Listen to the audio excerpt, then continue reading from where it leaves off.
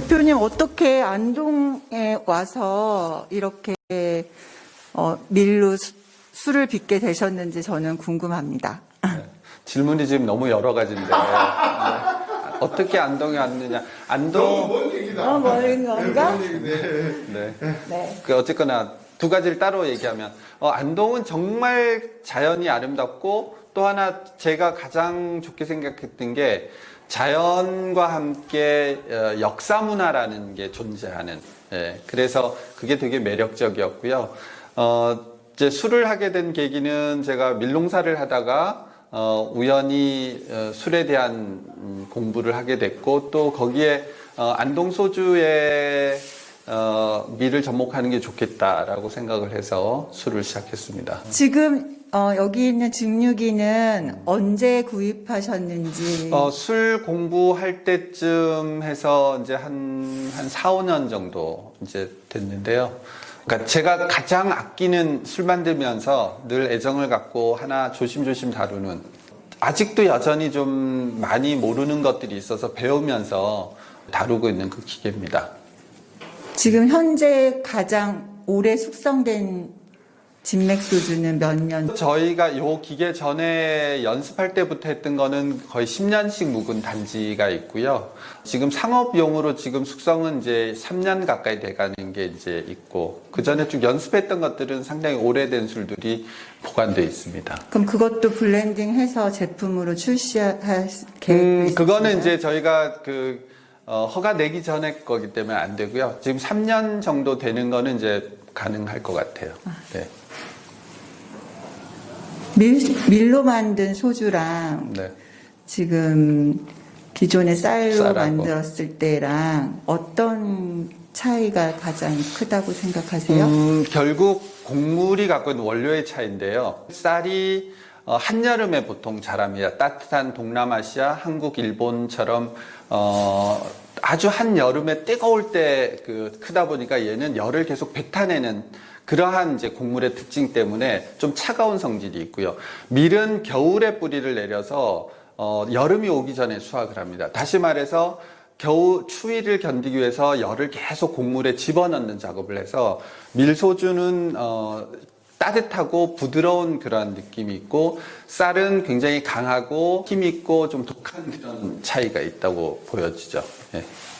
그 대표님이 이제 이 증류기가 250 워킹 볼륨 예. 250 리터. 근데 증류기를 도입한 뒤로 국내에 동증류기가 아주 많이 늘어난 것 같아요. 어떻습니까? 증류기가 국내에 어느 정도 보급되어 있습니까?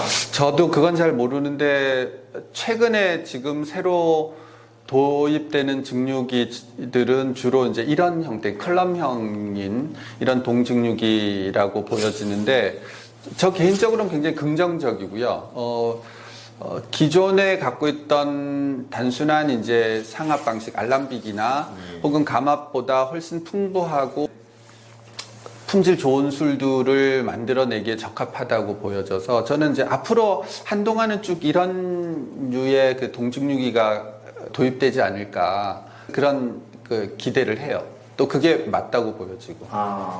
지금은 이 동증류기를 사용하시면서 상당히 만족하고 계시네요. 네, 좀 더 개선하고 싶은 것들이 있긴 하지만 이제 결국은 얘가 굉장히 다양하게 활용이 가능하거든요. 어떻게 사용하느냐에 따라서 활용도는 뭐 한 300%씩 늘어날 수 있죠. 그냥 보여지는 작은 기계가 활용 범위가 굉장히 넓다 이렇게 보여집니다. 이 장비를 설명을 조금 해주시죠. 원래는 어디로 들어가고 어디로 술이 나옵니까? 네, 제가 잠깐 설명을 드리면 예. 이제 얘가 이제 끓이는 통입니다. 예. 얘가 끓이는 통, 얘가 스팀이 들어가서 열을 가해서 그냥 끓습니다. 그 상압 증류 방식의 단순한 구조여서 이거를 통해서 이 차가운 대로 바로 이렇게 나옵니다. 그냥 가장 1차 단계는. 그럼 얘는 식히는 거예요. 차가운 수돗물이 들어가서 끓은 증류된 술을 얘가 차갑게 해서 이제 이 술이 나오고요. 대신 그 과정에서 저희가 두 가지 정도의 단계를 더 거칠 수가 있습니다. 하나는 이렇게 스팀이 돼서 올라온 게 이 컬럼이라는 데를 통해서 한 단계씩 다시 술이 끓어서 올라갑니다. 요게 이제 4단계를 다시 끓이는데, 그래서 요게 끓어서 이걸 이 동 컬럼을 거치면서 술이 조금 더 그 깨끗한 술들 혹은 정제된 술들이 끓어서 올라간다고 보시면 됩니다. 그래서 이 컬럼이 이 동중육의 이제 가장 중심이고 핵심이라고 보시면 되고, 요걸 다루는 게요. 그래서 요거를 거쳐서 다시 차갑게 할 수 있는 요런 단계가 이제 저희가 기본적으로 씁니다.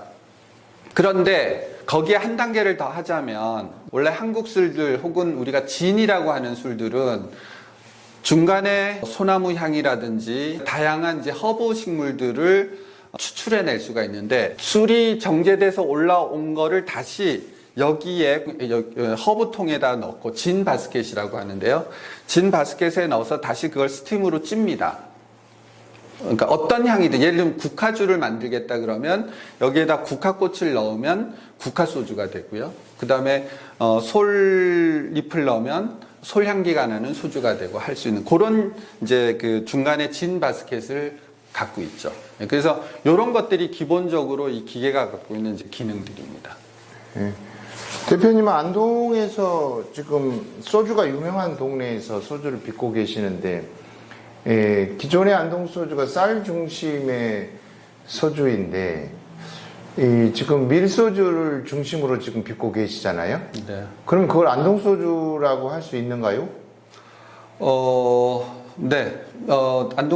물론 저희가 안동 소주라고 저희가 스스로 강조하진 않지만, 결국 이제 안동에서 난 곡물을 가지고 만들어서 소주이기도 하지만, 더 역사적으로 보면 최초의 안동의 문헌상에 기록된 술은 밀로 만들었었습니다. 1540년경의 기록에 보면 수은자빵이라는 책에도 밀로 만든 진맥소주가 기록이 돼 있고, 또 그보다 한 100년쯤 뒤에 나오는 음식디미방이라는 그 책에 봐도 밀소주가 있고 그리고 쌀소주가 있거든요. 그래서 같이 병행해서 그 당시에 밀기나 쌀을 술로 만들었다고 보여지고, 당연히 역사적으로 안동소주라고 할 수 있다.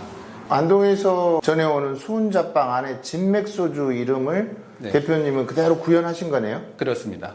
그 책에 진맥소주라고 나옵니까? 네, 그 책에 진맥소주인데, 근데 이제 진맥은 그 당시에 밀이라는 뜻이었거든요. 지금식으로 표현하자면 밀소주 이렇게 볼 수 있죠. 마지막으로 지금 내고 있는 대표 상품 소개를 조금 해주시죠.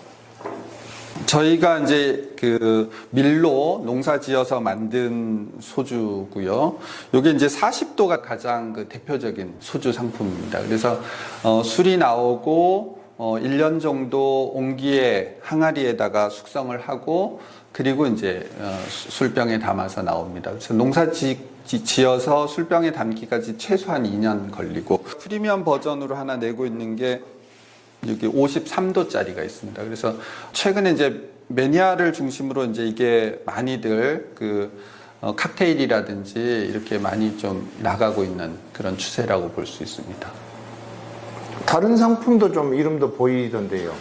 이제 증류를 하면서 이제 그러니까 관심사가 이제 증류다 보니까 주변에 우리 동네에서 나는 재료들에 관심이 많습니다. 저희가 농사 짓는 것 중에 메밀이 있어서 메밀 소주를 겨울에 이렇게 몇 통씩 지금 만들고 있는 게 있고요. 아직 그건 이름은 붙이지 못했습니다만은 언젠가는 나올 거고요. 또 하나가 우리 안동이 대표적으로 이제 좋은 게 사과입니다. 그래서 지금 한 3년째 계속 가을마다 이제 이 지역의 사과를 발효시켜서 그걸 증류해서 이제 보관하고 있는데, 조만간 사과 증류주가 아주 재미있는 이름으로 나올 거예요.